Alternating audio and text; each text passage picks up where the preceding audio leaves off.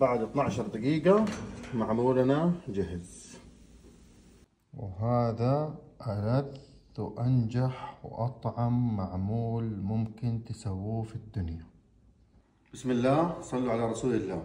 خطتنا اليوم حتكون معمول العيد بأسهل وأنجح وأطعم طريقة، مرة سهلة وحتعتمدوها في كل مناسباتكم. يلا بسم الله نبدأ. أول شيء حنسوي عجينة المعمول. 2.5 كوب دقيق، 200 جرام زبدة، 50 جرام سمنة، 5 ملاعق حليب بودرة، ملعقتين سكر مطحون، ملعقة صغيرة بيكنج باودر، حبة البركة، هيل، ابزار المعمول من اسناد، شمر مطحون. هنا عندي رشة فانيليا، حبة بيضة كاملة، ونعجن.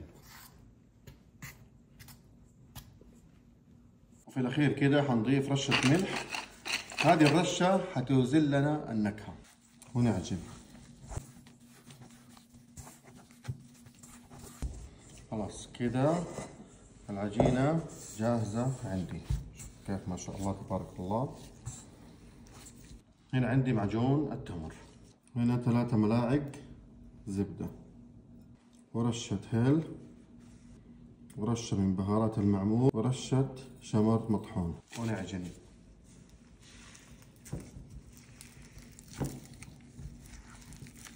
نعجن المكونات كلها مع بعض. خلاص شوفوا كده معجون التمر عندي جاهز وريحته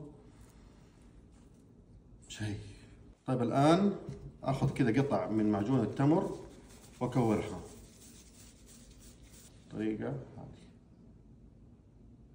عشان نطلع بحبة معمول موزونة وبحجم واحد وشكل واحد. نستخدم ملعقة معيارية أو ميزان. أنا استخدمت ملعقة معيارية أسرع، فآخذ العجينة كده وأحطها في الملعقة المعيارية وأسحبها تاني، ونكمل باقي العجينة بالطريقة هذه. طيب الآن راح نحشي المعمول أو نشكل المعمول. في القوالب هذه موجودة في أي محل أواني منزلية، في الدائرية، في المربعة، حسب الأشكال، حسب التصاميم.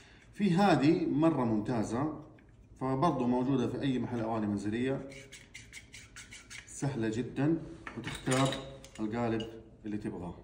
طيب ناخذ العجينة نفردها كده بيدنا، وناخذ التمرة ونلف العجينة كده عليها،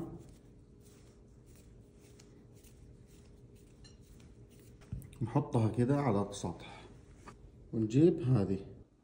خلاص يا سلام،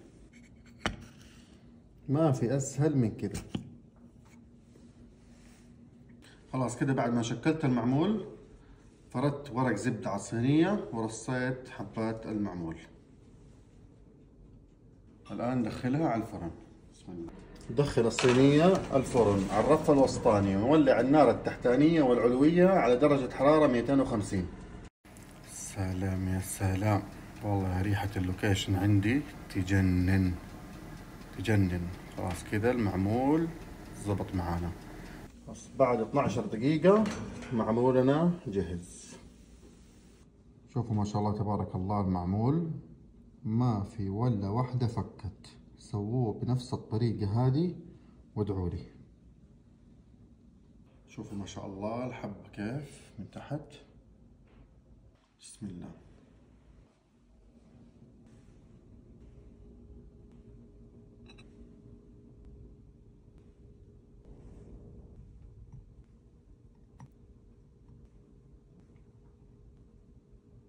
طيب المعمول في ناس يحبوه بسكر، في ناس يحبوه بدون سكر، فأنا حسوي كده وكده.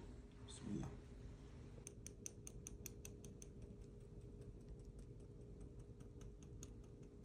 وهذا ألذ وأنجح وأطعم معمول ممكن تسووه في الدنيا. هذا بسكر وهذا بدون سكر. خرافي. أنا فنان، شاء من شاء وأبى من أبى.